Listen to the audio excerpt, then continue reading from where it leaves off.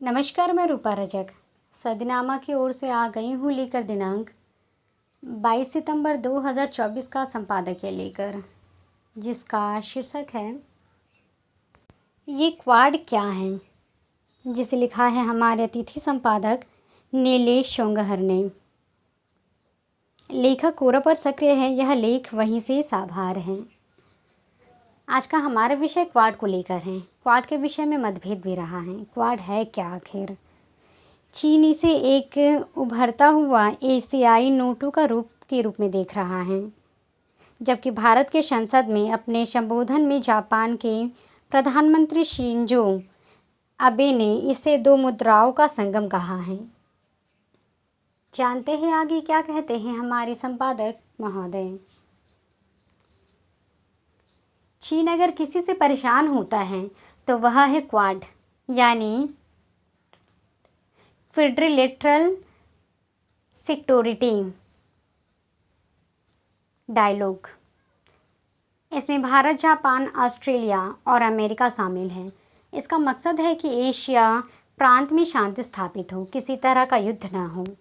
Quad को स्वतंत्र, खुले और समृद्ध भारत प्रशांत क्षेत्र को सुनिश्चित करने और समर्थन करने के लिए साझा उद्देश्य के साथ 4 लोकतंत्रों के रूप में पहचाना जाता है।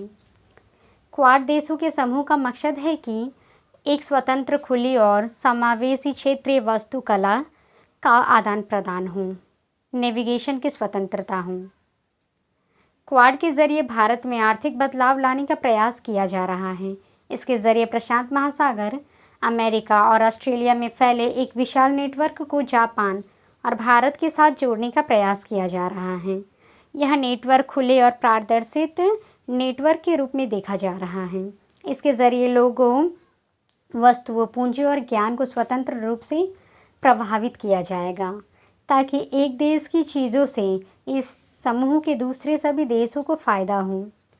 क्वाड को चीन के बेल्ट एंड रोड इनिशिएटिव के विरोध के रूप में देखा रहा है। चीन इसे एक उभरता हुआ एशियाई नाटो के रूप में देख रहा है, जबकि भारत के संसद में अपने संबोधन में जापान के प्रधानमंत्री शिंजो अबे ने इसे 2 समुद्रों का संगम कहा है। चीन को लगता है कि क्वाड चीन के आसपास के समुद्र में अपना वर्चस्व बढ़ाना चाहता है, क्योंकि क्वाड इंडो पैसिफिक स्तर पर काम कर रहा है या भविष्य में चीन को निशाना बना सकता।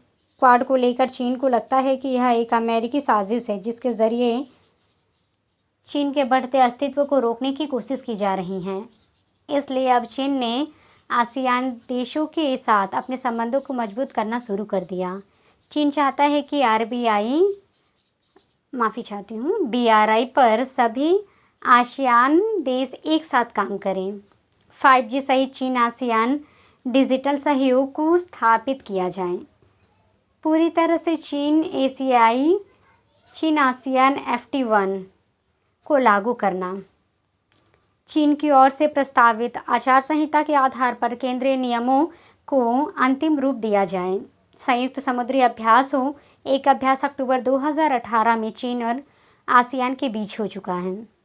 भारत कभी भी चीन के खिलाफ अमेरिका के साथ पूरी तरह से नहीं देता, न ही उसे उसकी मदद चाहिए होती, न ही वह यह चाहता है कि चीन के खिलाफ अमेरिका के साथ उसका लंबा गठबंधन हो।